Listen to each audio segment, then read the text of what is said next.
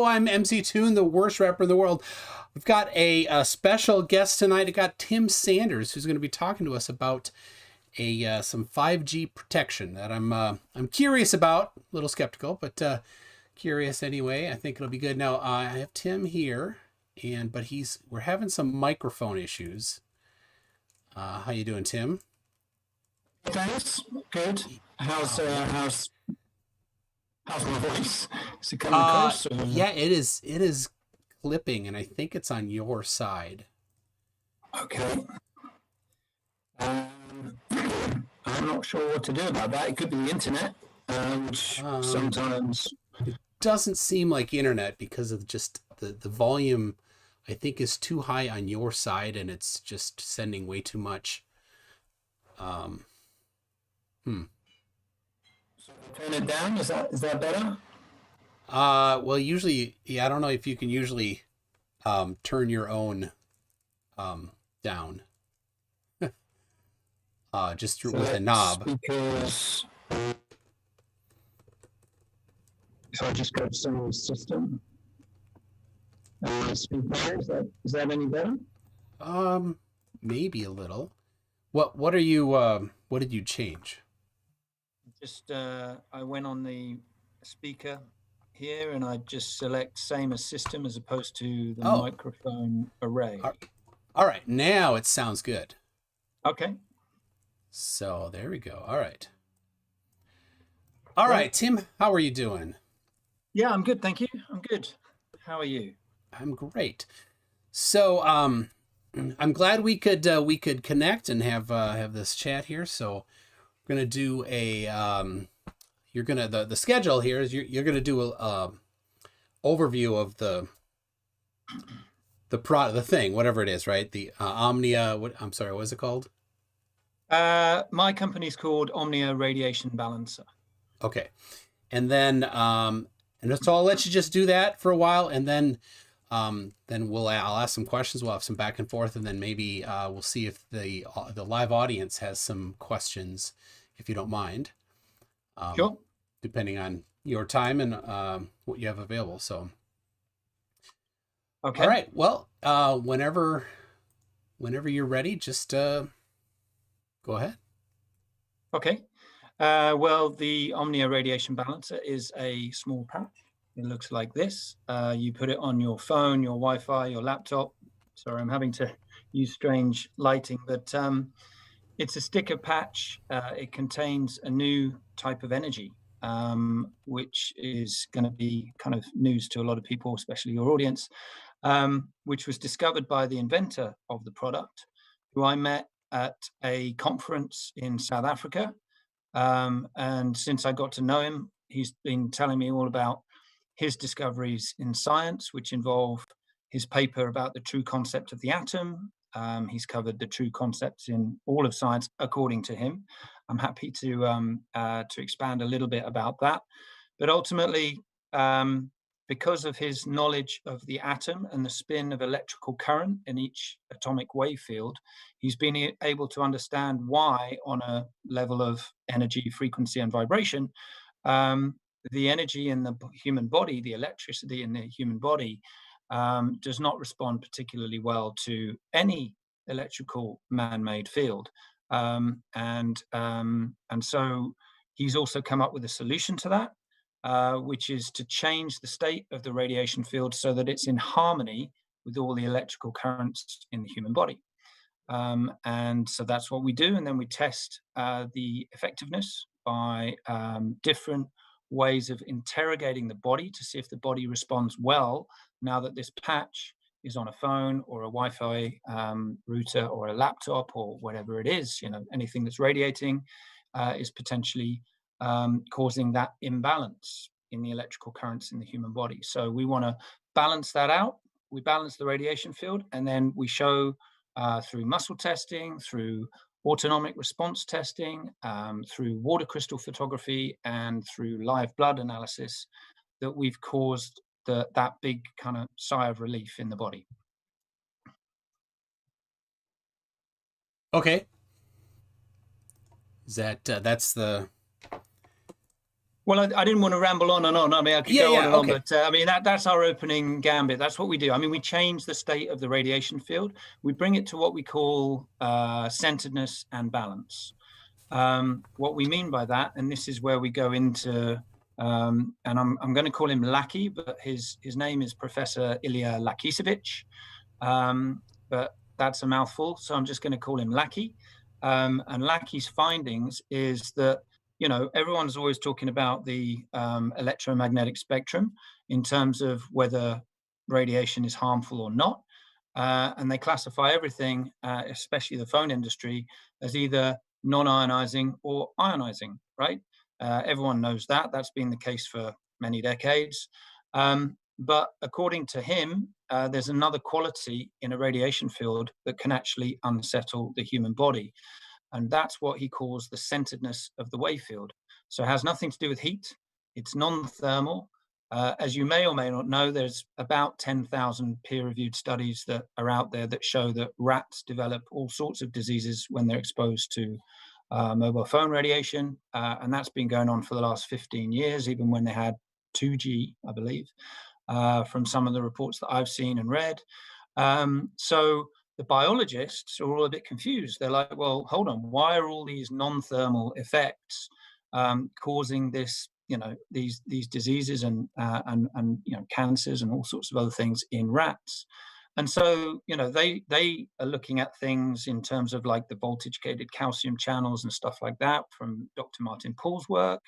But we take it one step behind that and say, well, okay, if there is an excitation of the membrane of the cell, which means that too much calcium gets let into the cell, then why does that happen? Because they still haven't described or explained why that would happen. Why would the outer membrane of the cell get excited by man-made radiation, which is vibrating at a much lower frequency than the sun, for example? You know, why wouldn't the sun cause all those diseases in rats that are in all those studies, like the Bioinitiative report and things like that?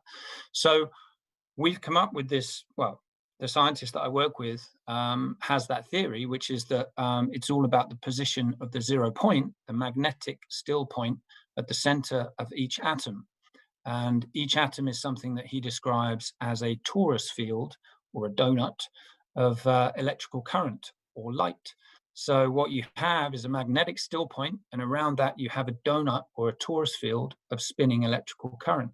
And that magnetic point holds the electrical current in place. So what happens is every magnetic still point that's inside every one of your billions of cells is always listening to everything that you encounter. So you're switching between atoms and cells. Well, obviously cells are made up of atoms.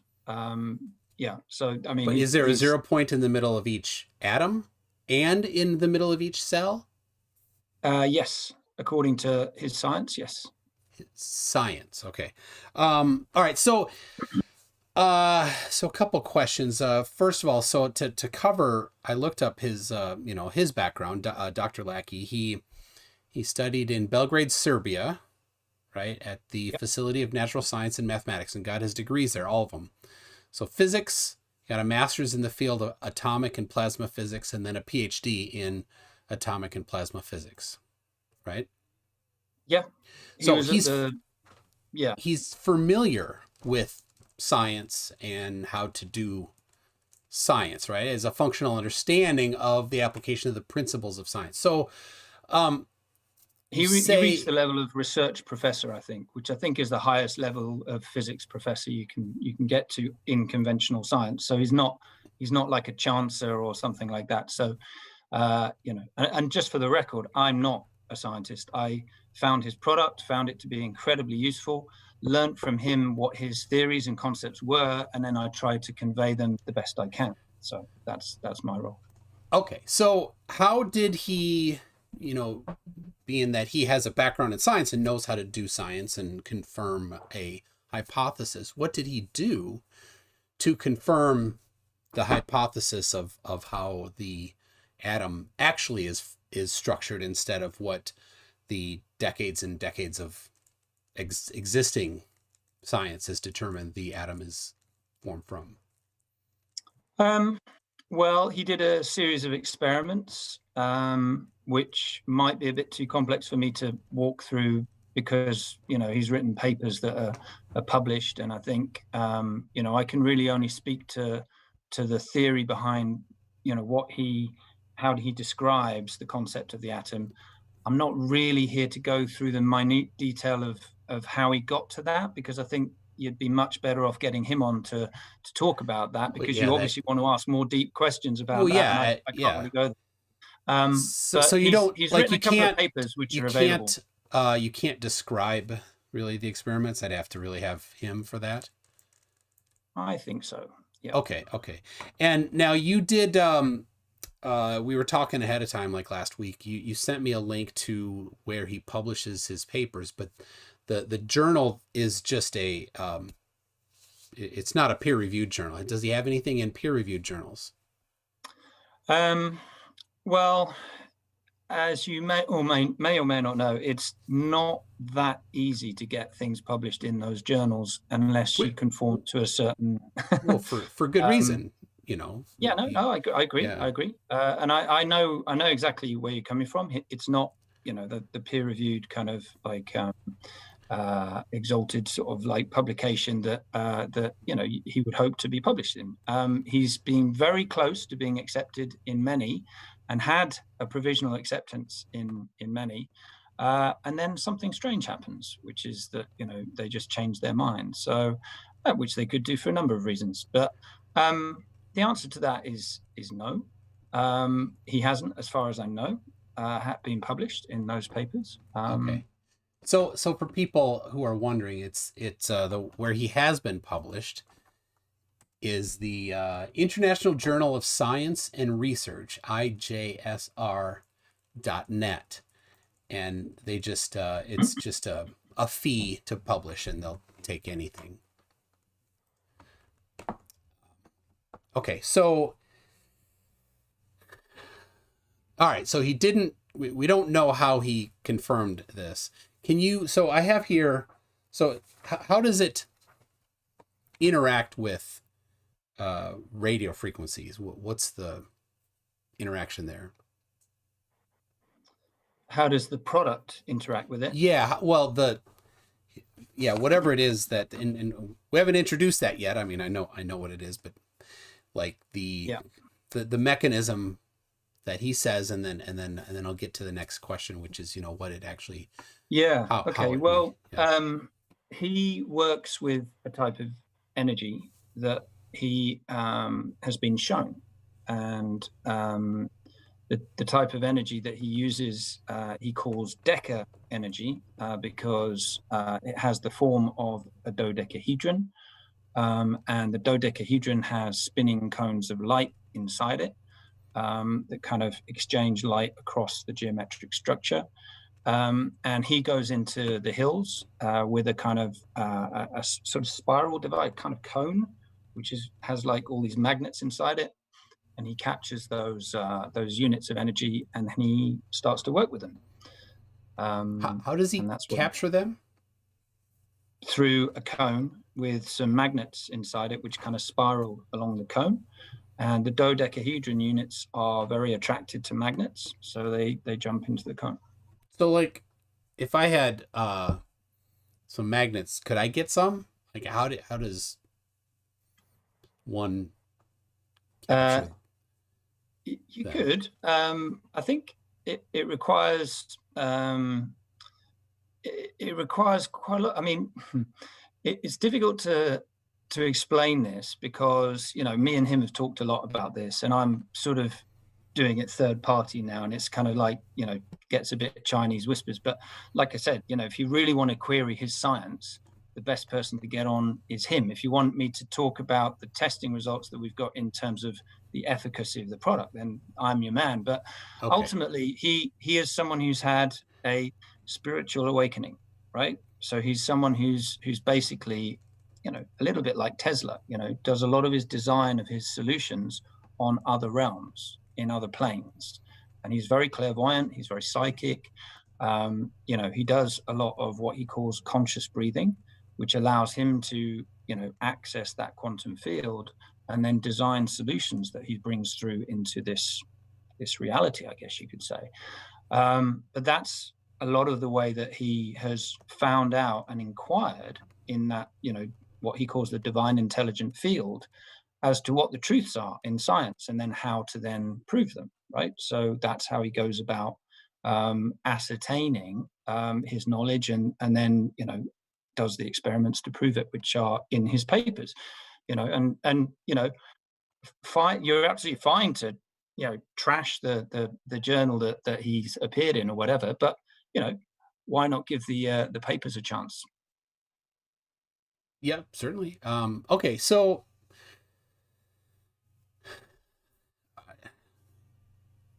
how does it change, or if we're receiving the energy, the radio frequency from a phone, right? Yeah. The phone here, what does it do to the radio frequency? Right. So basically, it all happens via the 0-point field, right? And this is all according, to his science and his concepts in the atom, which is that through the 0-point field. Well, the reason why our bodies react to radio frequency and mobile phone radiation and whatever is that the 0-point inside our cells is listening to all energetic experiences that we have, whether that be good music, our cells respond to that, whether it's sunlight, we need sunlight to live, and you could go on, smelling flowers, whatever. These are all kind of vibrational, energetic experiences that we have, and the 0-point inside our cells responds to that. If you're having a hug, for example, these are all electrical reactions in the body, right? And it's the same thing when you hold a phone, right? What happens is the balance of that electricity is not a match or compatible with the balance of electricity inside the cell. So the 0-point inside the cell starts to pick up what we call the uncenteredness and the imbalance of the radiation field, right? So what he does is he has a means by which he imprints the Deca energy into a small patch. And when that's stuck onto the radiating device, it becomes part of the radiating device. And the 0-point within the patch talks to the 0-point within the, the radiating device. And it has kind of like a program that sets that 0-point back into the middle. And when that happens, you then get a vibrational match between the radiating device and the radiation in the human body, because the body is, as an electrical entity, is radiating too. So it's about establishing that resonance rather than. All right. So let me show you here. So this is a rough sketch of a frequency modulated signal. You can see there's a difference between the gaps of those, right? So what does the 0-point, what about this is out of balance, and then how is that fixed? So the way that it works, okay, so I'm going to have to go into the more in-depth way that he describes each atomic wave field, right? Because it's nothing to do with that picture that you just showed me.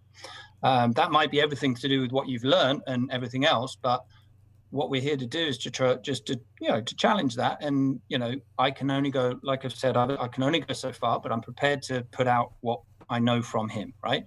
Which is that every atomic structure is like a torus field, right? So it's like that donut, that electrical donut of spinning light. So he says, okay. So he says, right? And yes. By all means, get him on your show yourself, and you'll find that he knows all about those types of diagram and everything else you could possibly throw at him. So that it's a bit unfair to sort of come at me with lots of physics stuff, because that's not really where I'm at. But I can explain my list of deep list of physics questions are already to the side.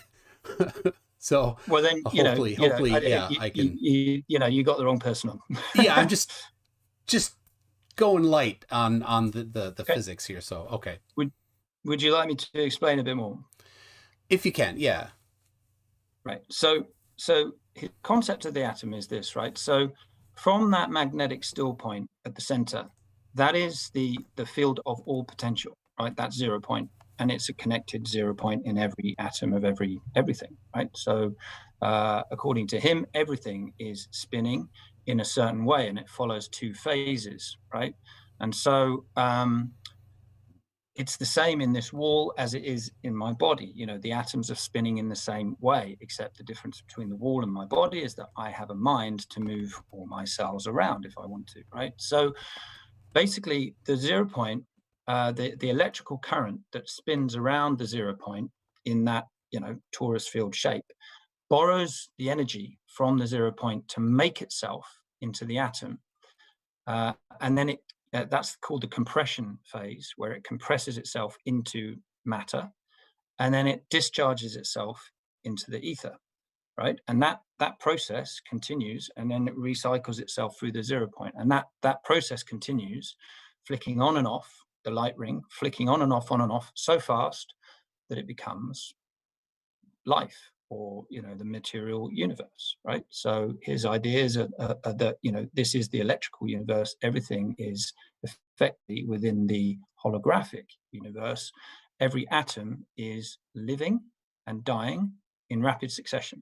It's flicking on and off, and obviously it obeys the process of decay, right? So everything, eventually the off wins the battle, if you like, in our bees, in a table, in anything, right? So everything, nothing is permanent. Everything is operating in that way. So that is effectively the starting point for understanding that if the balance between the compression and the expansion exists, as in, you don't have a dominance of the expansion or a dominance of the compression. And if you think about it like something like breathing, right? If you breathe, breath in is equal to your breath out, you have balance in the body, right? If you dominate your breath in or dominate your breath out, then you either have hyperventilation or suffocation, right? So it's like that balance within the cell is, on a very simple level, the way that we determine the vitality in our bodies. And when you have that balance between the compression phase and the expansion phase, then the 0 point sits in the geometric center of that torus field. And that is the key to balance and vitality in the body. And that balance is what's disrupted by the electromagnetic fields, or the magnetoelectric fields is what he calls them, because the magnetic still point gives birth to the electrical current. So it's magnetoelectric in his view. So that's what gets disrupted by the radiation, because the radiation comes in and pulls that 0 point around, away from the center of the cell. Okay, so yeah, definitely going to need to query the professor. So let's go with this. He gets a collection of these particles, and then where do these particles go? Do they go into the device that you put on the phone? Yeah, he has a process which he hasn't fully disclosed to me, about how he takes that energy and then imprints them in the sticker. So is it I think like these particles are somehow in the sticker? Yeah. So it's probably in either the dye or the glue, or but basically these are just stickers made of paper, glue, and dye. So he but he uses a magnet to capture them, but there's no magnet in the sticker to keep them there? No.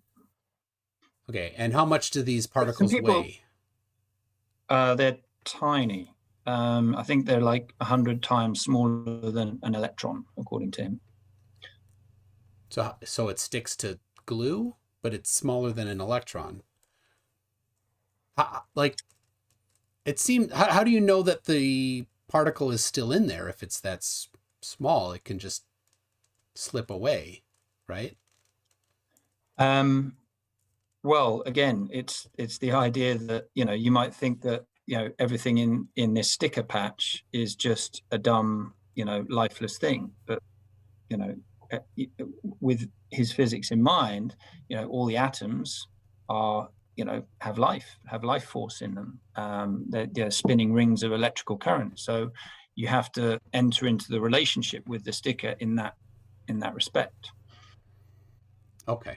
All right. Well, I'll just have to take your word for it on that. So, the real question, I think this is where you maybe have a little more to say, is how do we know that it's working? And one of the problems is that this particular protecting yourself from radiation field is full of products, lots of products. I have one right here, the Lemurian plug.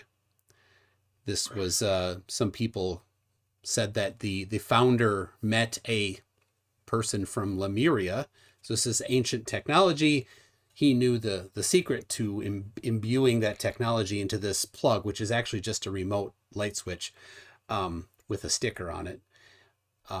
This product claims to protect you from cell phone radiation. This product is a sticker you put on your cell phone, Biozen. I don't know if you've heard of this one. My sister gave me this. I never used it. And it's still in there somewhere. The sticker is, I don't know. Oh, there it is. There you go. Are you familiar with this one? No. No? Okay. There's Safe EMF. That's expensive. We've got these giant tubes that you bury outside your house, and it protects you from tornadoes as well as flooding and cell phone radiation. And the one from John Kitson is a USB stick with a sticker on it. So how do we know in this very, very full field of things that all of them make the same claim, essentially, this will protect you from EMF, and all of them that I've looked at have the same thing as far as actual science backing it up? Nothing. So is yours different from them in some way? No, but I can tell that it's going to be very difficult to convince you otherwise. So what we do is we, obviously there's a theory behind how our product works, and I'm not even allowed to say the word works by the advertising standards authorities, but there's a theory behind the way that this is designed, and I've just spoken about that. You put the patch on the phone, it changes the state of the radiation field, it sets the 0 point back to the center, and then there is no tool by which we can actually measure the centeredness of the radiation wave field. So what we do is we measure the body's response. Okay, so before you get into that, let me just say that right there exited science. As soon as you say you can't measure it, then you can't have a testable hypothesis.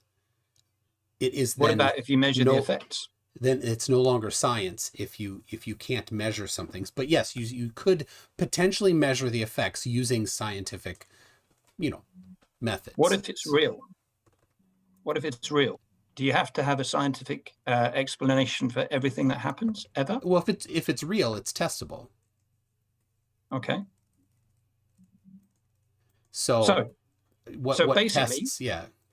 So basically, one thing that we know is real is, from biological studies, I'm sure you've seen some of these, is that, they've done a lot of tests on rats, and they've observed, not in 100% of the tests, but in many tests, they've observed that the rats, react badly to, overexposure to radiation fields, right? And they've picked up all sorts of things from endocrine system damage to, diabetes, infertility, cancers, all sorts of other things, right? And like I said, that's not 100% of every test that has ever been done, but there's a lot of those types of tests. So we sort of take a base point that something is happening from the wave field of radiation that is causing harm in living organisms. And what we do is we basically test people's response electrically to holding the phone in their hand, and then test the response when we've put the patch on the phone and see if that's any different. So, all right. And that's what we do. So let me, so there's and I've seen one study on rats where they not very strongly thought that but they had some leanings towards it could cause cancer in rats. So I would Did you say see the National Toxicology Program? I think that was the one. So well, that was just to be clear, that was a $25 million study that came to the conclusion that that rats were developing cancers. So the one I read that's a significant. The one I read did not conclude that it definitely was causing cancer. They were very guarded in the words they used. So I could have looked at a different one. But anyway, what I would expect then would be you have the confirmed, here's an effect in rats from cell phone radiation. So then you take and you do a similar thing. You take a test group and a control group, and you'd have your test group that you would expose to radiation, expecting that they would develop cancer, and a control group that would have your product with them, testing to see if they did or did not develop cancer, have the same result. That would be a very interesting output. Was that type of test done? I mean, those tests you're describing cost millions of dollars, and first of all, in circulation, to actually make that happen, I'm sure you have to go through all of these hoops to actually justify it, right? And you've got the whole of almost like the scientific or biological medical world assessing what they want to invest money in, right? Sure. Now, I wouldn't have a problem with people doing that test, but I don't have millions of pounds, dollars, whatever else to put up front to make that happen. They all happen through universities and other things. Come up to me and say, Tim, we like the studies that you've done so far. We don't think that they stand up medically in the world of science or whatever, but would you mind if we sponsored something to the tune of X £100,000 using a laboratory, doing all of these tests and everything else? Of course, yes to that. But I'm an entrepreneur. I found his product. I trust in things like kinesiology, because kinesiology is something that's been very helpful to me in my life. I used kinesiology to ascertain whether this was helpful to the body, and I found that it was. So I then looked for other ways that I could also test that the body was responding well electrically to the changes that we've made to the state of the radiation field. And that's how I launched the product, knowing that I was doing at least some good. Just a second. Somebody in the chat is getting feisty.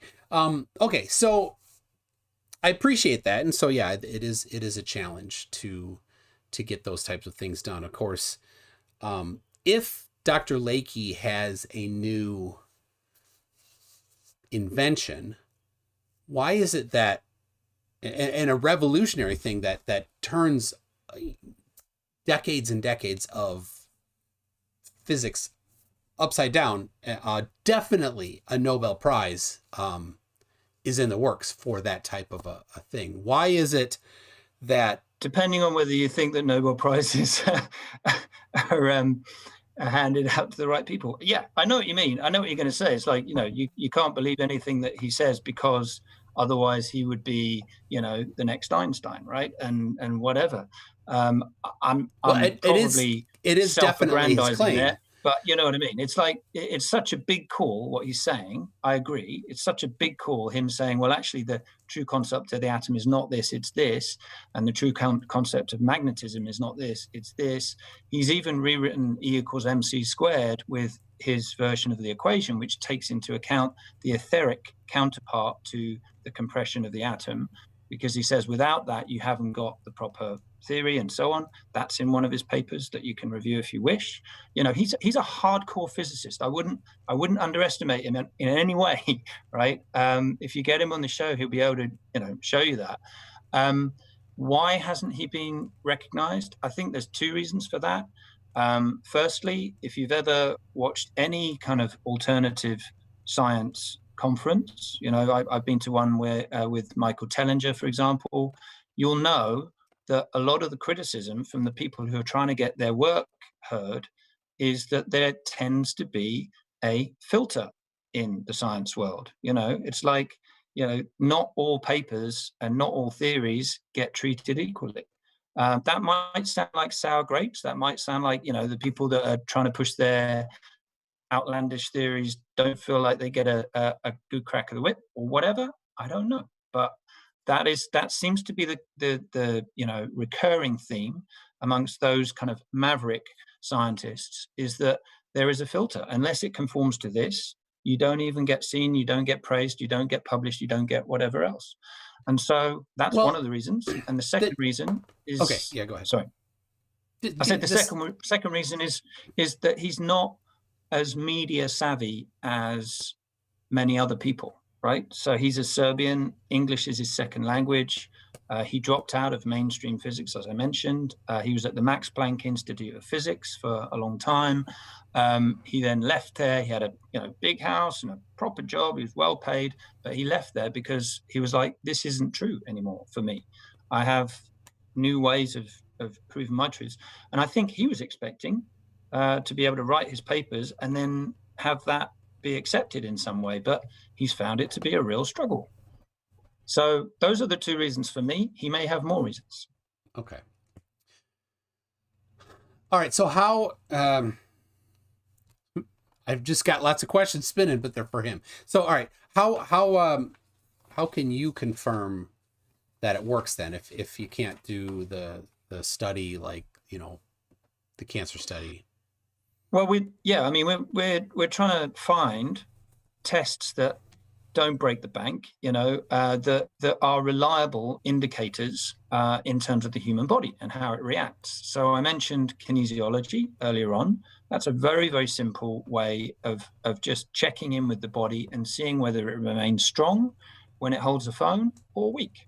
And so far as I've seen, every single person holds the phone and goes weak.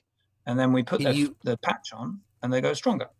Okay. So was that the test, or is there a little more detail to the test that you could, I watched some of the videos, but that is one of the tests. Yeah. That is one of the tests, and just to, give you an indication of why I feel that is valid. When I was 13, I had a lot of digestive problems, and I went to a kinesiologist, and, we did the muscle test. I put my arm out. I was super strong because I was very strong when I was 13, did a lot of sport, and then put something else in my hand. My arm just gave way, and I was just like, well, what is that? And that's how I found that I was allergic to milk. And I haven't drunk milk since, and I've known that milk has a reaction with me. So just to be clear, that is not kinesiology, that's applied kinesiology, which is very distinct from kinesiology. Okay. Yeah. It's sometimes just shortened to kinesiology, but they're very distinct. Applied kinesiology is, you're right. Yes. A rather new thing, invented in the 60s.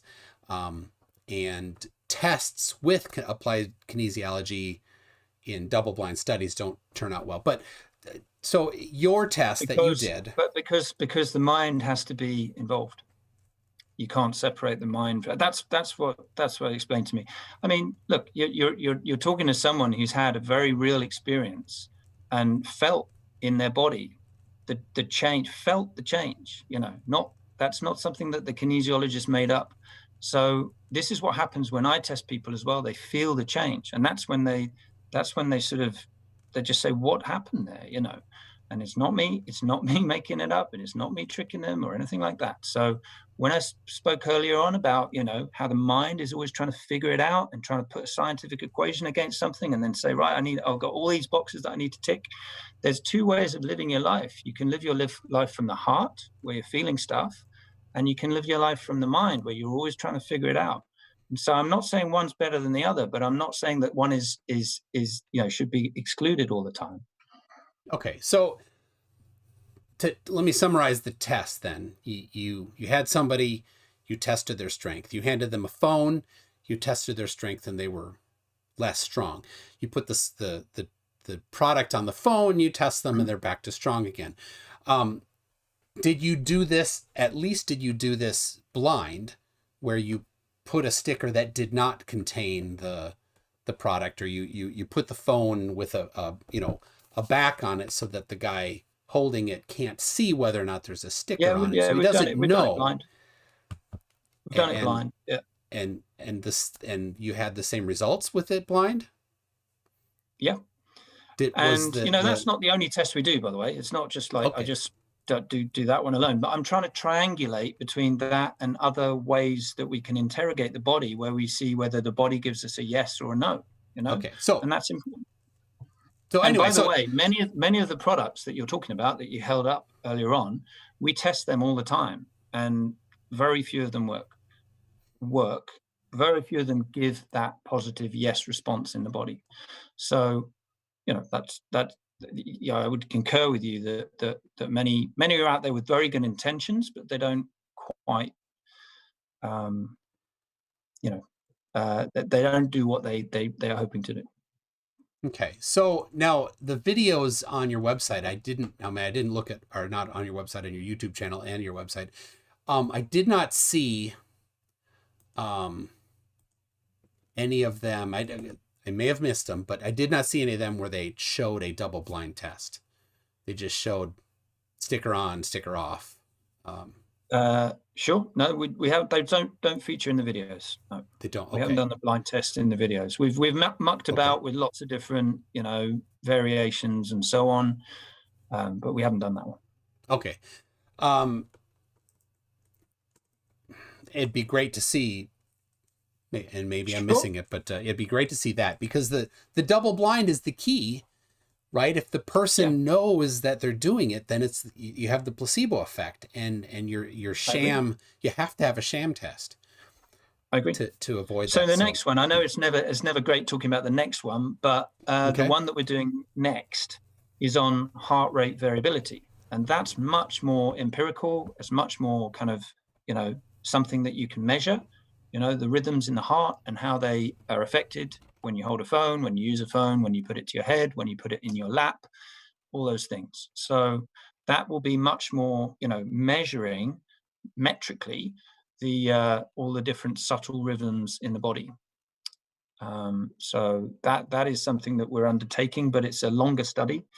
Just for some background, I started this business with a small amount of budget, right? I built a website, I did basic marketing, I made my own videos, I did all my test results with, hustling for free, time from different practitioners and so on.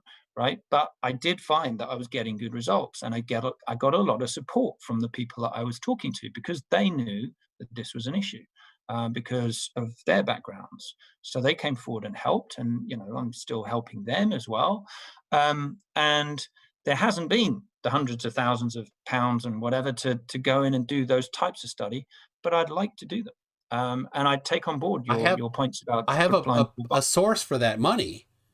I mean, I've heard that Swedish group that gives out prizes, it comes with money too. So just saying. Which one? The Nobel? The Nobel, yes. Yeah. Okay. Hook me up. All right. What's that? Hook me up. Well, I mean, he's just got to, I guess, do better than, Rutherford and Maxwell and Planck and Einstein and all that for predicting stuff, but again, those are questions for him. Okay, so your future test is in the works. I hope you can do a double blind.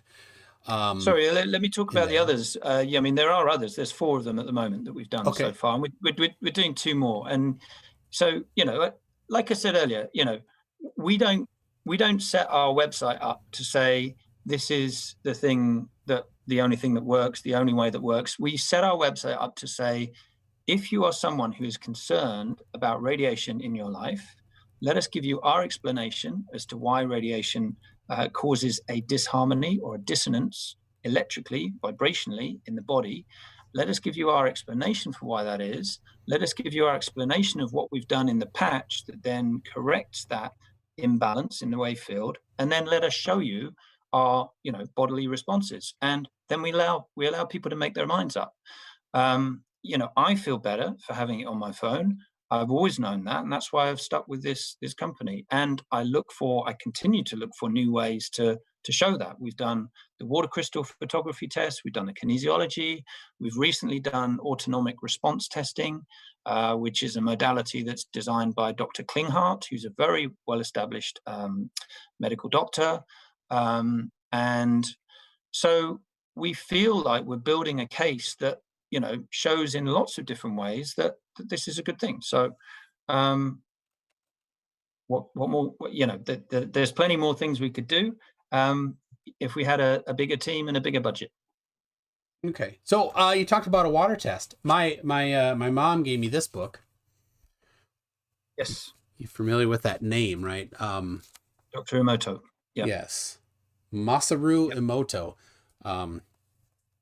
My mom was into some stuff. Still is. Yeah. So maybe you want to explain the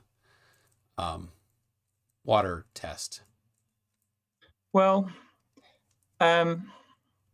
yeah, it goes on the basis of what we've been saying all along, which is that science is kind of spiritual, and the whole of science has actually been hiding the idea that there might be spirit, divine intelligence inside every atom, and that there might be a conscious field inside every atom, and that mental interaction between us and water or another substance is something that might be provable.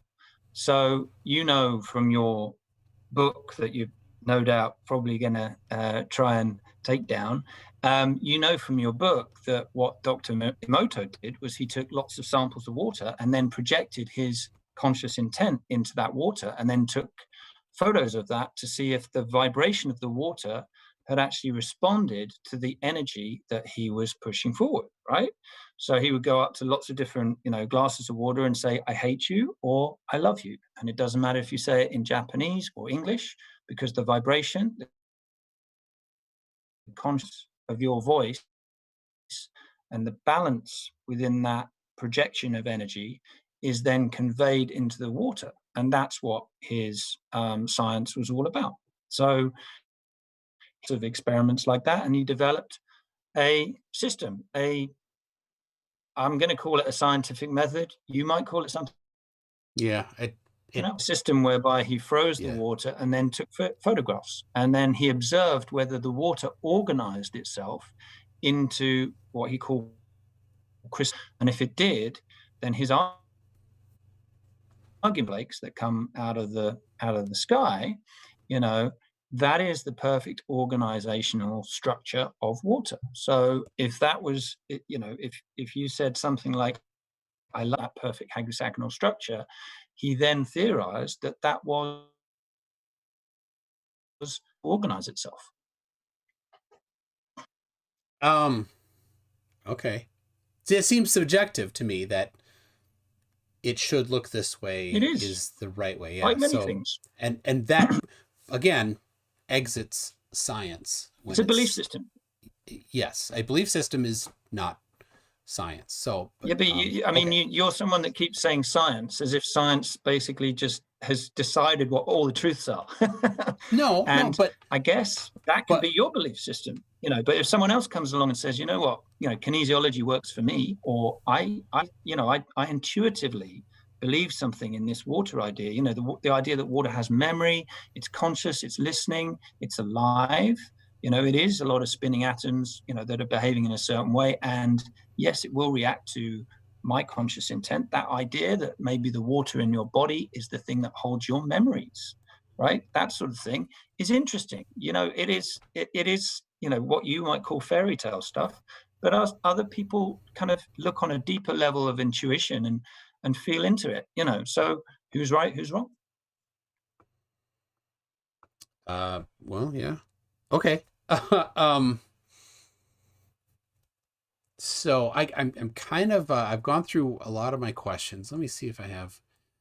Oh yeah. So there's a new energy unit that he has identified, found somehow. Yeah. What other than putting it on a phone? What else is the the useful or practical implications of this energy unit? Yeah, so I keep waiting for the big home run to be hit on this, but it seems there's going to be taking a little bit longer than I'd hoped.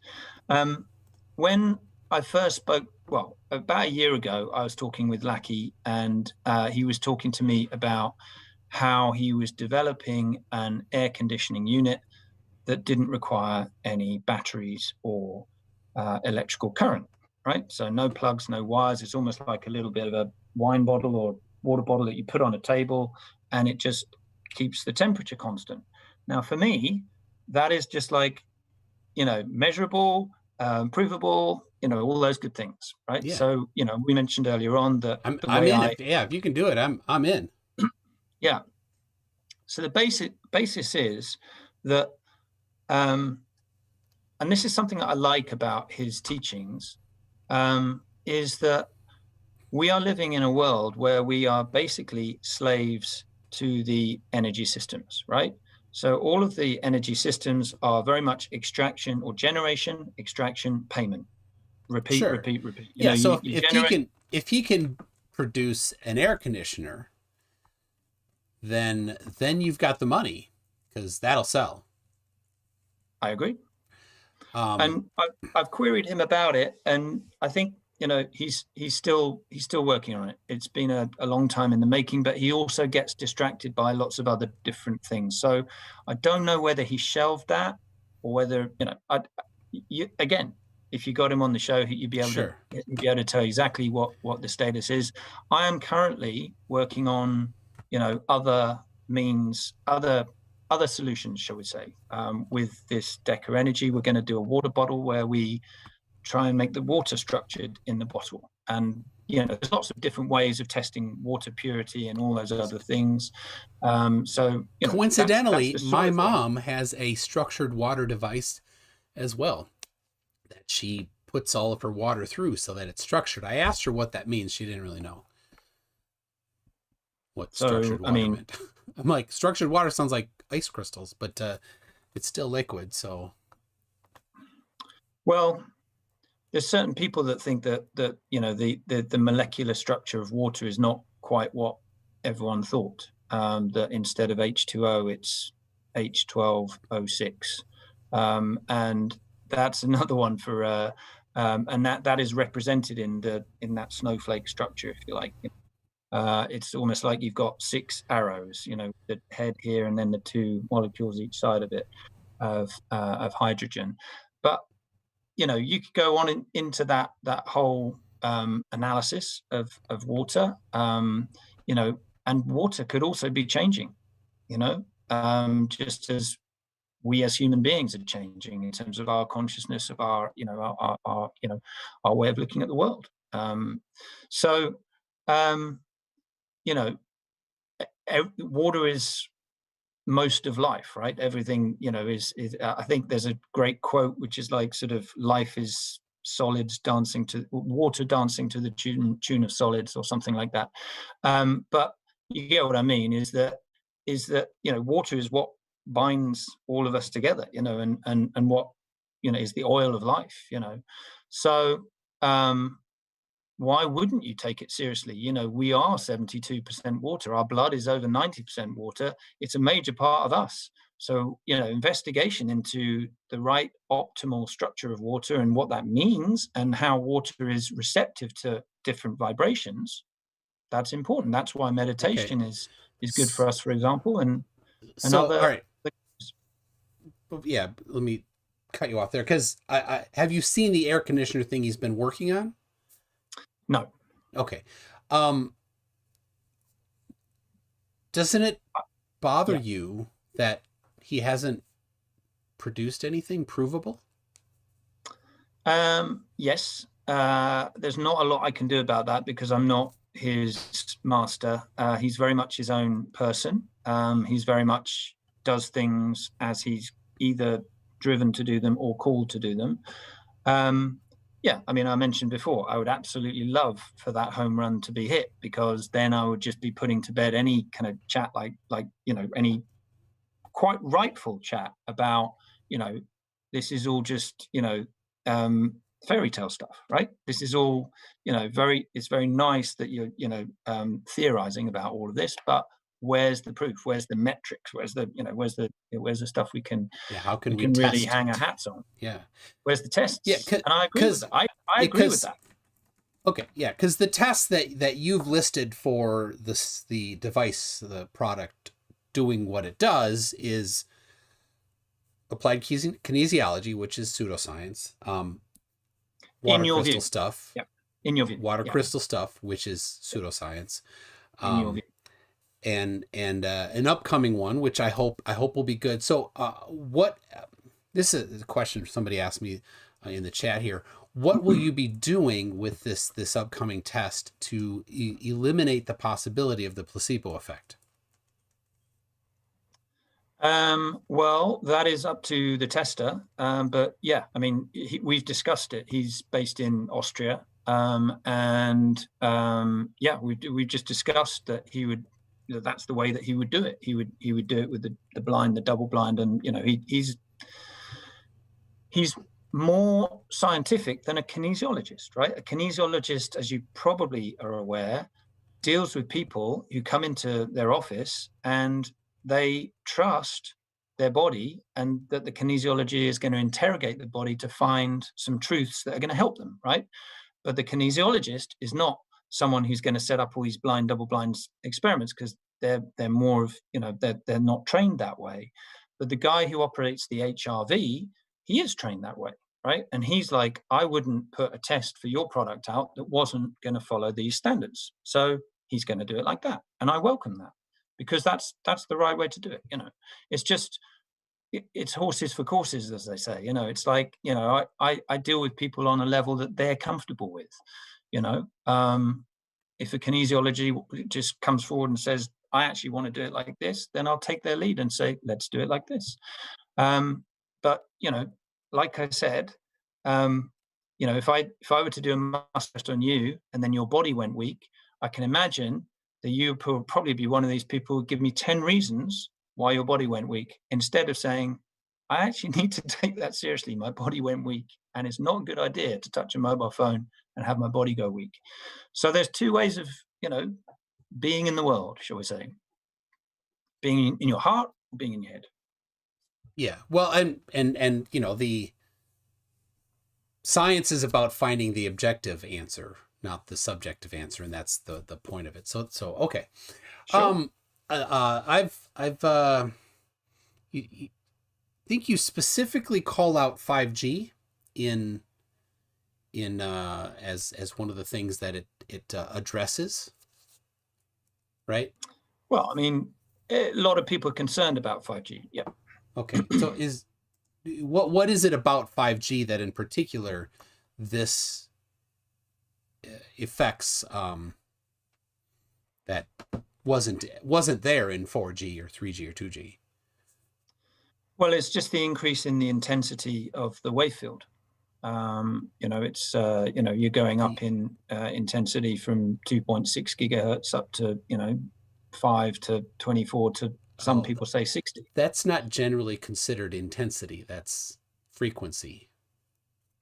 The intensity would be the power, which is measured in watts typically. Yeah, but if the wave field is generating more energy, then that becomes a more intense radiation field, no? You mean a tighter frequency? Yeah. Right. The actual real challenge in the measurement, like if you have a device that's measuring your exposure, it's measuring differences in power, typically watts, or sometimes volts or Gauss or Teslas, not frequency. The frequency isn't intensity. Power is intensity. Okay. So I know people throw that around. So I don't know if you want to look up the difference so that you have because it's like sound, right? There's no one particular pitch of sound that's good or bad in particular, right? But when you turn the volume up, then that's intense, right? So with all the respect in the world, I don't know you because we've only just started talking. Yes, But I yeah. have talked to Laki for like best part of 2.5 years. Okay. And I do understand his physics background. And he talks about the intensity of the wave field being increased from 4G to 5G. So that's where I take basically this is me understanding that when you increase the frequency, something's moving faster, right? Mm. And that faster movement is more intense, right? And you could go on and about it and say, well, you're getting lots more intense wave fields which have a shorter distance that they can travel, and therefore you're having to put lots more masks up above people's heads. And as you well know, radiation effects are all about proximity, right? So because of the inverse square law, the further away you get, the less you're affected. Yeah, the cool thing about having many more antennas is the biggest source of exposure is your phone, the one in your hand, not the tower down the street or a mile away or on the corner. It's in your hand. So, and your phone only sends out enough for the tower to receive it.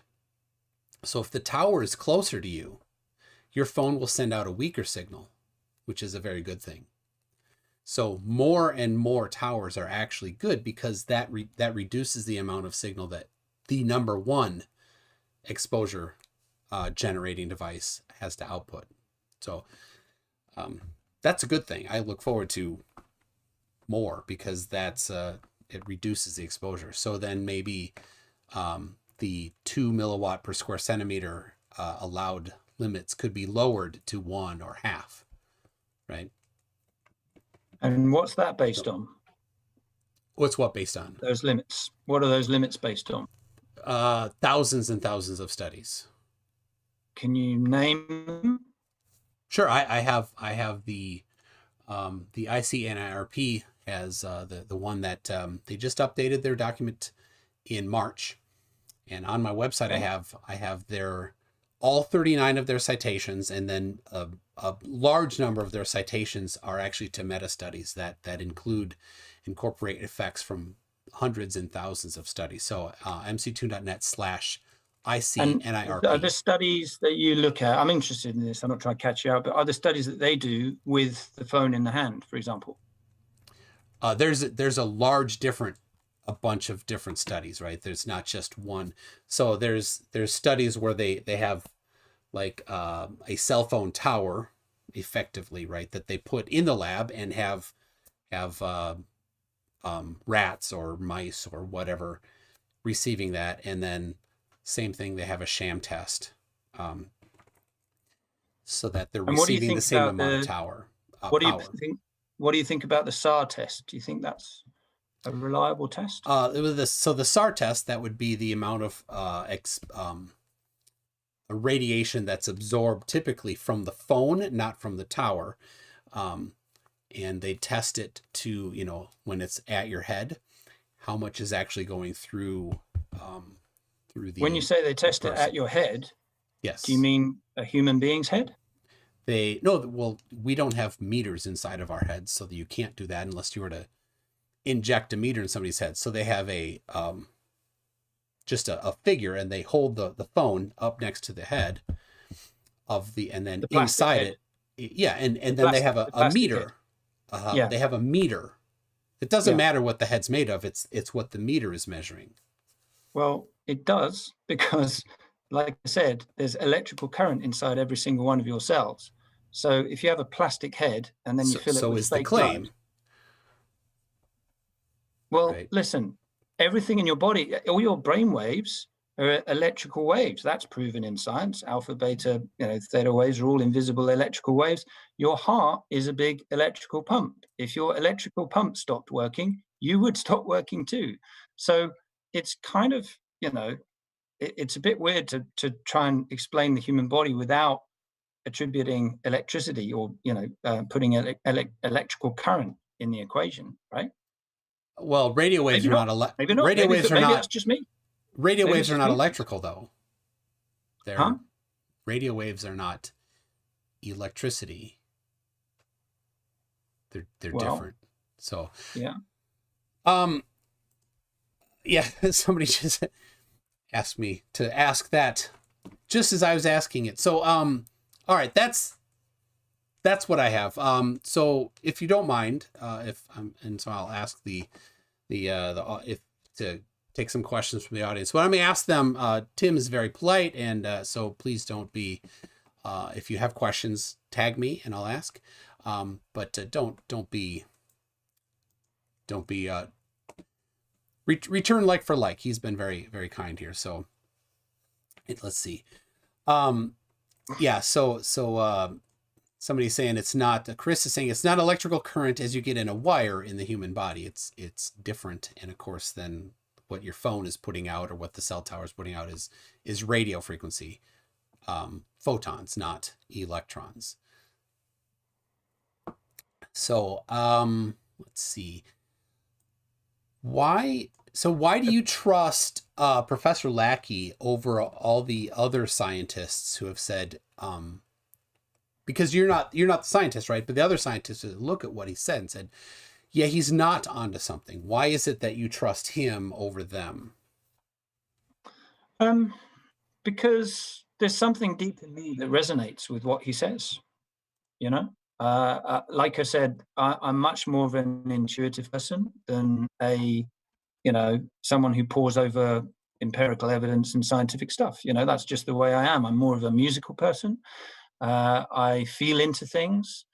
When we started talking, I shared a lot of his work with other doctors, mainly in the alternative space, because those are the people who are going to be more receptive, and I think it's a natural thing that you're going to share things not with the people who are going to outwardly criticize it, but I welcome anyone to come forward and criticize it.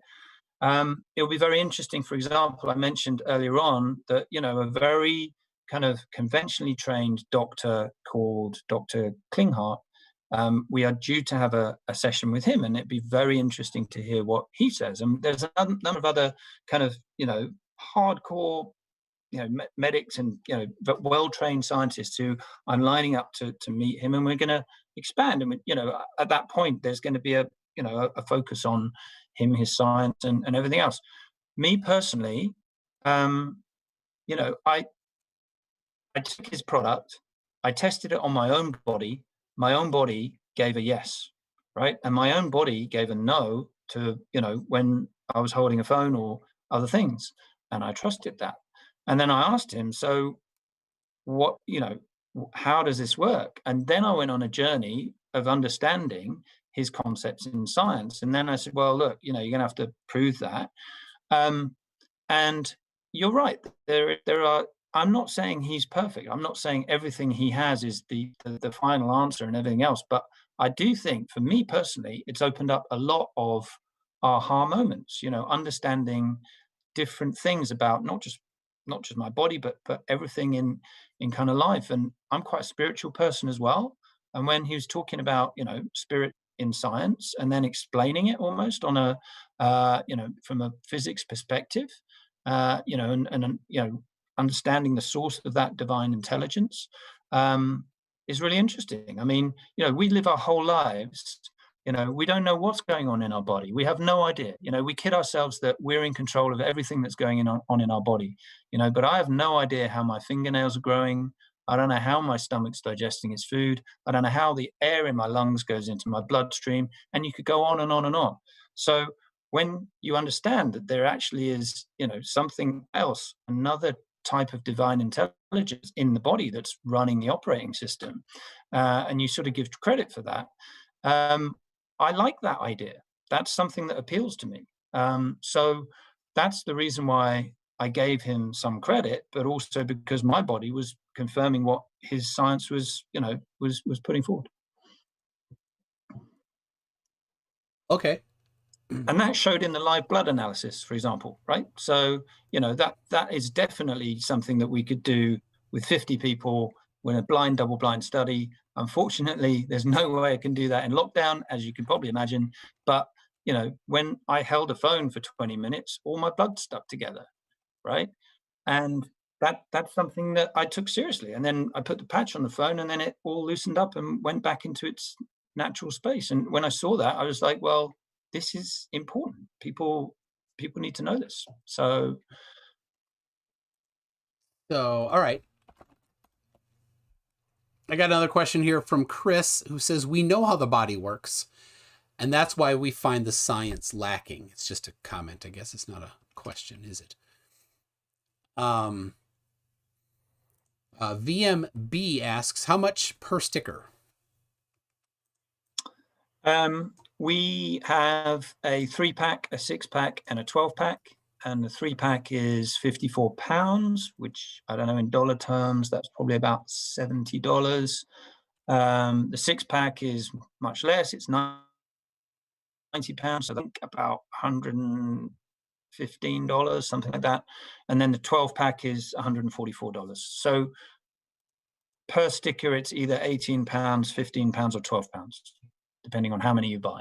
But we encourage everyone to buy lots, because there's lots of radiating devices that you're touching, and that's bringing imbalanced energy in contact with your normally balanced energy in your body, in our view.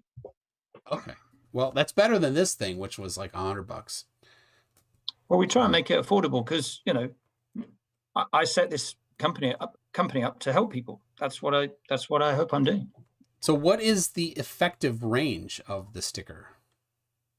So there's not so much of a range other than, well, I mean, I would say about 1.5 meters is the range. What we know about that from muscle testing, for example, is that, you know, if you were to have it, you know, away from your body and not touching it, then you don't get such a great response. As soon as it's touching your body, then you get a good response. And the other things that we've muscle tested, for example, is we put our phone in a pocket, and then we put someone else's phone, which is unprotected, in a pocket, and we do muscle testing, and then the body stays strong. So whatever electromagnetic or magneto-electric fields come into contact with you, if you have an orb on your phone, you've created a kind of bubble of about a meter and a half around you that is a harmonized, what we would call a harmonized balanced field. So why put it on a phone? Why not put it on your body, or have a necklace, or put it in your wallet? Wouldn't that, I mean, you wouldn't sell as many of them, obviously, but why would that not just be what your solution was? Well, because it's not designed to do that, right? So it's designed to meet the radiation field and then set that radiation field back to centeredness and balance, through the 0 point of, that magnetic reaction there. But you said if you have the phone with sticker in one pocket and the phone without sticker in the other pocket, you're still protected. Sorry, right? The phone has to have a sticker on it, because then when the energy is changed in that field, that changed field will then resonate with the other phone, because they're in the same frequency band. You know about sympathetic resonance, right? So the point being that, lots of people ask me this question. They say, I need a pendant because I'm walking around all day. And I say, well, if you have your phone near you or on you, then you've got that, sort of kind of like a protective bubble, because anything that's, in the same frequency band, the changed radiation field will meet that and then set it to what we call a harmony. But just to answer your question, we're bringing out pendants next year. Oh, all right. We need to go through that whole testing process. And I'll tell you why, because all the radiation fields that meet a phone and a laptop and everything else are all the same, right? But everyone's body is not the same, right? They have different, fat content, emotional makeup, fitness levels, they're male and female, you name it, right? So it's actually more difficult to create a pendant that guards the body against all of these different radiation fields than it is to meet the radiation field, change its state so that then the body responds well to that. Okay. I don't know how that would be different if it's on a phone versus a pendant, but okay. So let's see. Because the electricity in the patch is meeting the spinning electrical fields in the patch are meeting the radiation in the phone, and they're changing its state once they're connected, because the patch becomes part of the phone, and that radiation, because not all radiation is bad, right? and you're probably not thinking that any radiation is bad, but what we try and classify it as is radiation is either balanced or it's imbalanced. It doesn't necessarily matter whether it's ionizing or non-ionizing, right? So what we're saying is when man makes radiation fields, we tend to get it wrong, and it carries an imbalance in that field. And that imbalance in the field is picked up by the human body. So that's the reason why the sun, which is radiating at a higher frequency than all the radiation that we're, subjecting ourselves to, it's the giver of all life. Nothing would be alive without the radiation from the sun, right? But there's a difference in quality between the radiation from the sun and the radiation in our phones. And that is the uncenteredness of the 0 point in the radiation in our phones. And that's the whole premise that we solve this problem from. And of course, to go back to it, because there's people that have come in, maybe didn't see the beginning. We don't have a way to measure the uncenteredness of this, right? No, we don't. We use the body to try and tell us, tell us and you're absolutely right. You feel from your scientific training that we have to have that blind, double blind, gold standard, everything else. And I agree, but we don't have much time because, like I said before, 4G going up to 5G and stuff, there's a huge assumption that just one SAR test on a plastic model of a human being with fake blood on the inside, putting it next to the fake skin and then measuring the heat on the other side of the fake skin in the fake blood, that test is enough to say, it's okay, just go from 4G to 5G, But is that enough? Now, outside of the United States, 4G and 5G are actually in the same frequency ranges so far. At the moment, yeah. Yeah. So, okay. At the moment, but you know that their frequency bands they're way working higher on than it. what we've got at the moment. They're talking in the UK next year early to have the auction. So, all right. The Turtle Moves asks, but wait a minute. Okay. But wait a minute. But there is a lie being told by the telcos in that respect, right? Because when I turn my phone on, I get 5G popping up at the top of my phone, right? So the telcos are trying to tell me that something different is coming to my phone, right? So when I talk about 5G, they're I'm not just talking on behalf of what I'm receiving in my phone. I don't know. I can't. Well, I mean, obviously, I can measure the radio frequency because I've got a radio frequency meter. But ultimately, there are other things that those meters don't detect. Well, yeah, the basic meters don't tell you because they don't tell you what frequency it's receiving, and so you don't know if it's from the a hairdryer nearby or a motor, an electric motor, or from a cell phone something. So that's where you need a good spectrum analyzer. But they do go up quite dramatically. When you have your meter here and your phone here, the meter will be at a very low. As soon as you get close to the phone, they really do go crazy. So something happens. It picks something up, right? And it's not the hairdryer. Yeah. So, okay. Are there any patents? The Turtle Moves asks, are there any patents on the stickers, or is it something you might look into? Not at the moment. I do understand that Laki is patenting his next invention, but he's not telling me too much about that. The reason is because, as you probably know, people who delve into the realms of free energy are not the safest individuals on the planet, right? You can probably agree with me on that. There are, many people who've put forward free energy solutions and had mysterious things happen to them. So the next thing he's doing, he's patenting, but again, I've only heard loose information about that. But so far as the Omnia Radiation Balancer is concerned, that is what we would probably call organic energy within the patch that has a good difference and shows good effect in the human body. So we don't patent that. Okay. He doesn't. It's nothing to do with me. It's him. It's his invention. Yeah, and I mean, he has a secret how he collects the particles. So exactly. So unless you are gonna, go through an intense kind of spiritual awakening and really delve into the secrets of science, and then you get shown a new unit of energy that you then can go and play with and do all these interesting things, then that's the way that you would copy what he does, but it might take you a while. Okay. All right. So Nikita, oh, this is going to be hard to pronounce. Sorry if I get it wrong. Elizarov says, what would convince him that he's wrong? And is there a possibility in his view that he could be wrong?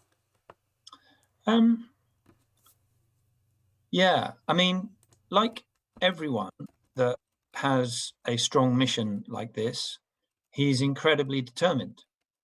I guess, you know, I've questioned him on a lot of things, and, you know, because I'm putting my reputation on the line, and, you know, I need to know for sure in my mind and my heart that things check out.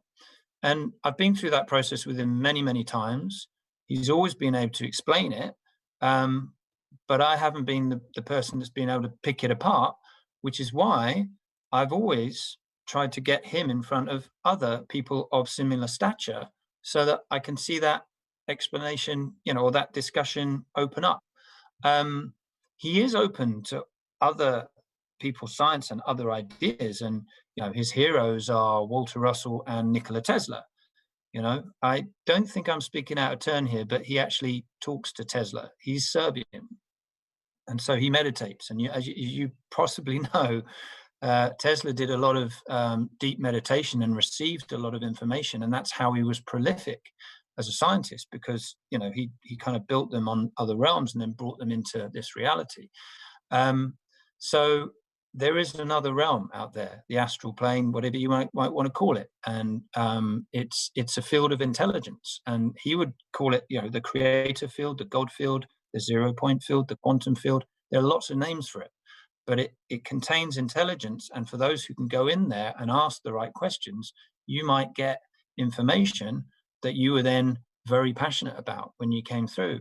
And then you might get frustrated that everyone else had been taught in a conventional way and couldn't see it because they had an awful lot of deprogramming to do before they could actually allow themselves to see it.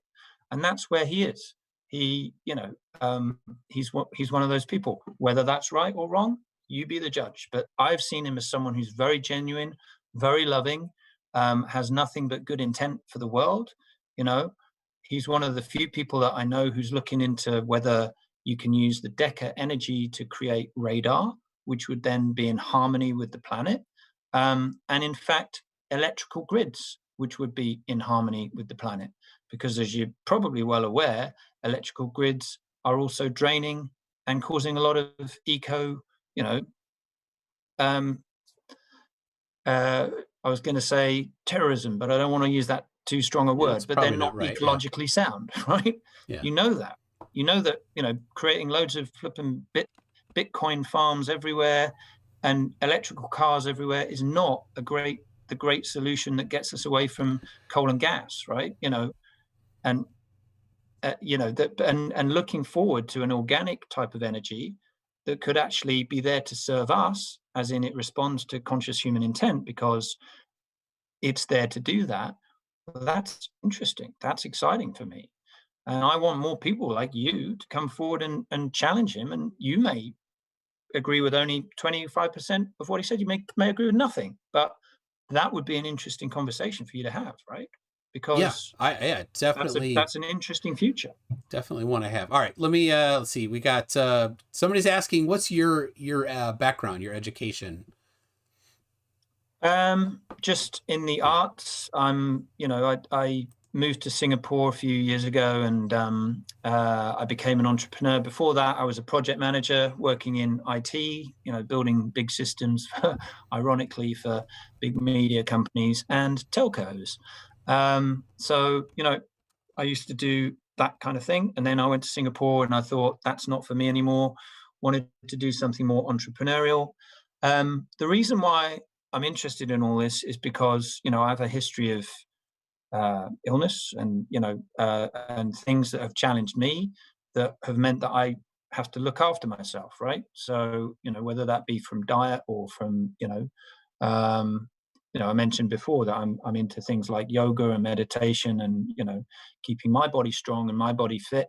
And that's why I hold kinesiology and things like that in great store because they really are real for me and they tell me a lot about my body and I trust in them. So the first time someone showed me a kinesiology test with a phone, I took it seriously. Okay. Applied kinesiology. Applied kinesiology. Yeah. Okay. So let's see. Justin Frank says Dr. Lackey is getting old, right? What happens when he dies? Your company is sitting on top of his ability to get new Lackey particles for the right. So how what have you done to make sure that your investment of time and your standard of living is going to be continuing should he have well, I've built a brand. I've got quite a few thousand customers. If that well dries up, then I would then either close the brand down and go and do something completely different, or I would look at different ways to incorporate other products and services that resonate with that. But no, I mean, I'd only do something that I tested and believed in and so on, so I'd keep it relatively open like that. You're right, that is a single point of failure. But we'll cross that bridge when we come to it. Okay. Let's see. VSRR83 is asking you to define the concept of energy. So energy, there is only one energy field, which is that still magnetic point, because it gives birth to all of the atoms, the spinning rings of electrical current shaped like a torus, which is incidentally why our blood cells are shaped like torus fields as well. And you may have seen the Institute of Heart Math that measures torus field shape, electrical currents around the heart and so on. So the energy field is that still magnetic point because it gives birth to all electrical outcomes in the form of atoms. And that energy field is conscious.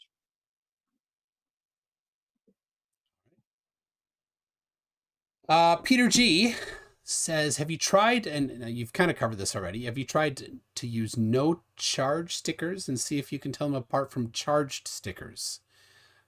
Oh, like maybe you fake stickers? Yeah, if you they're in the testing realm they're called sham, right? So if you had a sham sticker and a real sticker, are you able to tell the difference? A lot of people, right? So there's a lot of people that are electromagnetically hypersensitive, right? They get laughed at and everything else, but I meet them, and their lives are a misery. They can't go anywhere. So those people literally open up the card, because our product comes in a card, and they feel the energy straight away.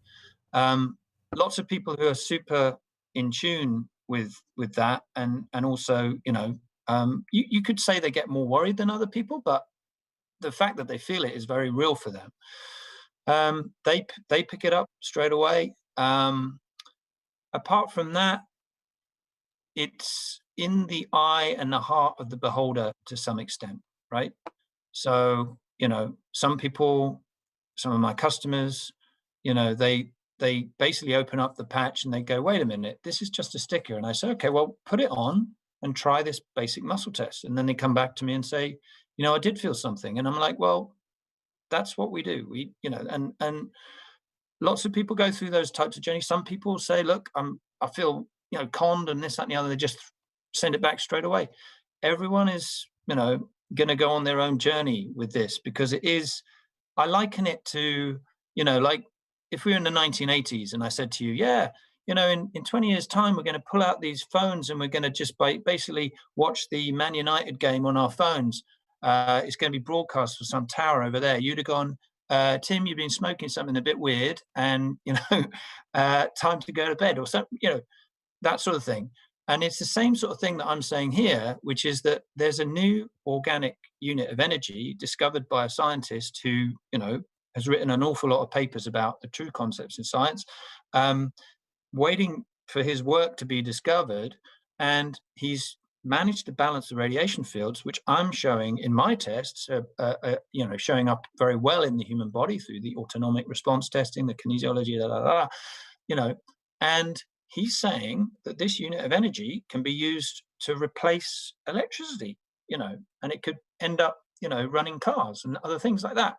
And I'm like, well, that's exciting. That's interesting. Well, yeah, if it ever you'll pans tell out, me yeah. that I'm mad. Well, I mean, 15, if it ever years, pans out, like where we might be.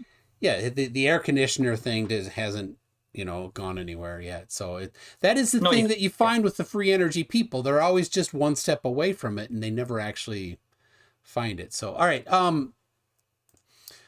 Mohammed Shafiq says, is there any counterfeit protection on your stickers, right? So if somebody were to go to Amazon and get the same Alibaba, whatever, and say, here we go, we've got the Omnia thing, how is there anything that you have in the sticker or the product somewhere that you could identify, oh no, that's not legit, you got a fake one? We've got a special watermark that's connected to the blockchain. And, if anyone's caught doing anything, I'm joking. We haven't quite got that far, but, okay. There's only 2 places to buy our product, right? And if you buy it anywhere else, it's wrong. Where? So, there you go. Your website and... there's an Amazon store. Actually, there might be 3. There's an eBay store as well. So, if you find it anywhere else, then so there you go. Mohammed Shafiq. They got nothing, so go crazy, man. Go print your stickers. I'm kidding. All right. Now we got a tough one for you here. Jerry1SM. How does all this blame shifting justify selling cheap vinyl stickers for £90 with no evidence of any beneficial effects? I'll just answer that by saying, don't bother buying it, because I don't really want to get into that when I've gone through the trouble to explain everything that I have on this. Yeah. That's just a question that's trying to put me down. You can go and look at my website. You can go and look at all the test results that I've done, that I've filmed, right? Go and look at all of those. If it's not for you, I wish you well. There you go. That's fair. Fair response. Let's see. Chris is asking, same Chris as before, since Lackey's experiments are published and easy to do, I guess, have you tried to replicate any of his experiments? That's a good question. No. Okay. I've watched one of his experiments. I'll run it by you. It's one where he basically says, electrical current is not what we might think it is, right? So he gets an electrical current measuring device. I forget what these are called, but the ones with the 2 prongs, and you can pick up an electrical charge, right? So he puts a copper ring in a bowl of water, and he measures the electrical charge in the water before and after the copper ring's in there, and he shows that the copper ring is generating a charge, and then he explains exactly why that is. That might be one of the more interesting things for people to replicate and think about. But again, multimeter. Yeah, that's right. I think that's what it is. Yeah. So that's where he shows that electrical charge is not necessarily something that you have to pass down a wire through the electricity grid. It was generated in that way. So he uses lots of different ways of challenging the kind of accepted norms. So one of the examples is that he says that, this whole idea of a negative charge is a bit bogus, because to charge means to increase something, but you can't have a negative increase of something. So it's like, that doesn't really fit for him. So he's looking to simplify things, to explain things in different ways. That's just one of the things that he says, where there's been electrical charge, like hypnosis. If electrical charge didn't exist, then we couldn't talk to each other on the internet, because that's how. Not electrical charge, negative charge. Yes, negative electrical charge. Okay. I mean, electrons flowing through circuits is a fundamental part of how a computer works. Sure. So electrons have a negative charge. So there's another experiment that he does where, which might be interesting for your viewers, because I gather they're quite scientific. where he basically takes, I think, a cathode down a tube, and he evacuates the cathode of all air or something like that. It's published on my website. I can send it to you for comment. Be interesting to hear your views. But basically, the current is run from one side to the other of the tube, right? So these supposed electrons are fired from one end of the tube to another through this evacuated space, right? What would you expect to happen? I don't know. You just described an old TV. Right. So, Yeah. I mean, basically, what you would expect to happen, I think, in the traditional physics way, is lots of electrons to be spat like bullets across the tube, right? Sure. Lots of little balls, if you like, tiny little balls flying across. But instead, what happens is these torus rings generate like a ring of donuts, like flicking across a center point down the tube. And they're like perfect rings of light that basically passing information down through this torus structure that goes along this axis. And that shows this idea of electrons could be challenged, right? So that's another experiment that you guys could do at home and have a look at and say, well, maybe that challenges what we thought we knew about the electron. So I'm more than happy to share that video. And again, I'm doing it from a point of view of saying I'm like a journalist who's interviewing you as the top level scientist that you proclaim to be. Let's explore what you're talking about, and I'll be like the English person who brings the story to the masses. But I want other people who are qualified, like yourself, to tell me whether that is something or not. Could be nothing, could be him going mad. But have a look. So there's two examples I've just given of things that you could do at home that might challenge your understanding so far.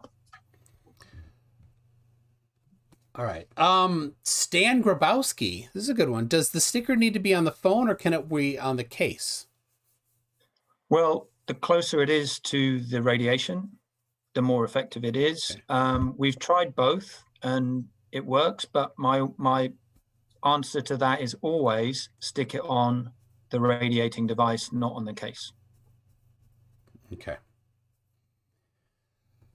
Yeah, I mean, you mentioned donuts and a bunch of people got sidetracked and they're asking for sprinkles. Understandable. Let's see. Well, that is, that's the end of the ones that I kind of picked a few of them, the questions that I thought were more pertinent. So, yeah, so why did you not give mainstream science the same kind of attention that you did Dr. Lackey's science? I guess it's because I'm a little bit of kind of alternative thinker, and that appealed to me. I sat through his lecture. Where I met him was in South Africa. There was a conference organized by a guy called Michael Tellinger, who was putting a lot of kind of alternative science stuff out there. And I was just turning up to these lectures. And then I went to see Lackey's lecture, and he said, in the future, we'll be able to get into cars and we'll be able to say to the cars, drive, and the car will drive. And I'm not talking about the car being electric and, and voice activated. I'm talking about the energy which propels the car. So, I thought this guy's completely bonkers, but, let's give it a chance. And then halfway through, he said, I've also got the solution to all the radiation problems in the world. And I went, that's quite a big call. And I also knew that radiation was not something that the body particularly agreed with. So we got chatting afterwards. And I guess it was more through the relationship and then the journey of discovery. And you're right. I could go in and give equal time and effort to studying hardcore physics, but I wouldn't earn any money doing that. And I don't have the time, because running a business is a full-time job, as you probably know. Oh, sure. It has ignited my interest in scientific things, and I do keep a lookout for all these things, and I look at different lectures, whether it be on Tesla's science or Einstein or Nassim Haramein, or anyone that's slightly on the other edge of town. But going into hardcore physics is just, it's not the way my brain is wired. I get that. Yeah, I think that's been pretty clear. I can only be honest about that. Yeah. So, all right. Let's see. If there's anything that you want put into the description, if you send that, I'll just drop any links in there for you. Certainly to your website, I'm sure you'll want, and to Professor Lackey's website, right? Yep. So, that's what I have. We're getting close to 2 hours here. I think it's been a good talk. I would love to have Professor Lackey on. So if he's agreeable to that, then maybe we could set something up. Is he not in London? Is he maybe a different earlier time zone than you? He is earlier or later. I think he's actually later than me, because he flips from Switzerland to Serbia at the moment. I think he's building a lab in Switzerland, but his home is in Serbia, and he keeps getting called out by the lockdown, right? So he keeps going home, and they lock down, and then he can't go back, and blah, blah. So I don't know where he is. I think he's in Serbia at the moment. I'm pretty sure actually he is in Serbia at the moment. But he's online like everyone. And, I can certainly put the request in if you'd like to talk to him about stuff. That'd be super. I'm sure coming from you, it'd be more than if he just got a cold email or something from me. So of course. Yeah, exactly. Yeah. Yeah, sure. I mean, by all means, have a look at some of our chats online as well, where I try and prise out of him some of his knowledge and get a feel for, who he is, what his level of knowledge is, and maybe read one or two of his papers, and then you'll know whether you want to get him on or not, right? Yeah. I've read. I think I found his most recent one. I started reading that a little bit. His style is very different, as you can probably he's all over the place. Right. Yeah, in the introduction, he talks about just before he closes. So, Tim Brown says, MC Toon, do you get a free one? Don't worry, I don't need a free one. And then you said something about watching Manchester on your phone. Is that who you support? No. I just thought that might be a team that your viewers might have heard of, and I couldn't think of any American football teams at the time. But you get my point. It's like, if I'd said in the 80s that we'd get these little things out and we'd be watching a sports game on them that was broadcast wirelessly from some tower, people would be like, "You've gone mad." But here we are, only 20 years later, and that's all happening. Well, I was really interested in talking about football teams. Yeah, because I just discovered that I'm a fan of Newcastle. No way. That's my team. Because what are fans called? The Toon Army. What's my name? There you go. That's my MC Toon, of course. Right there. Yeah. So there we go. Do you know why that is? Do you know why that is? Because that's how the Geordies pronounce town.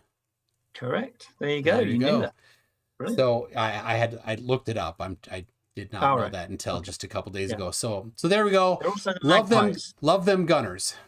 Yeah. So Magpies they're called as well because they wear black and white. Yeah. Excellent. So there you go. Not the Gunners.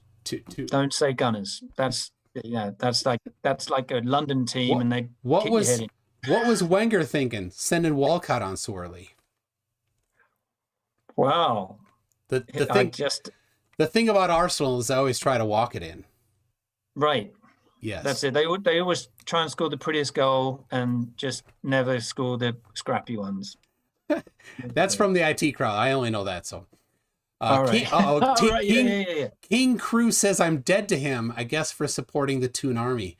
I need to get like a shirt that says Toon Army on it or something. That's got their official thing. Toon Army. Yep. There you go. Are you I tell you close? what, I have if you ever no went idea. to Newcastle, you'll need a translator. You will not understand a word they say. I Not a have word. Even listened. I am a connoisseur of the Geordie accent. I've listened to Mark Steele. Of course. So, Yeah. I saw that takedown. Yeah, nice. Yep. He's full of crap. Yeah. So anyway, that's what I got. Anything that you'd like to add before we wrap up? Oh, I don't know. I'm pretty, gassed out in terms of talking. So no, just thank you very much for your time. Thank you for listening. Thank you for, putting up with my crazy science via Laki. But, for anyone that's more interested, we do have a YouTube channel called Omnia Balance. You'll find interviews with me and Laki. That'll give you a feel for who he is. He's not the most media friendly person, as I said before, but I feel that he has something genuinely interesting to tell the world. You can be the judge on whether it resonates with you or not. All right. Well, thank you very much, Tim, for coming on, and I look forward to trying to get the professor on. If you like this video, be sure to give it a thumbs up, be sure to subscribe, and look in the description for if you're interested in finding some of Tim's things, look in the description there. Be sure to tell me what you thought about the video in the comments here, and we'll see you all next time. Thanks. Bye. Thank you. Bye-bye.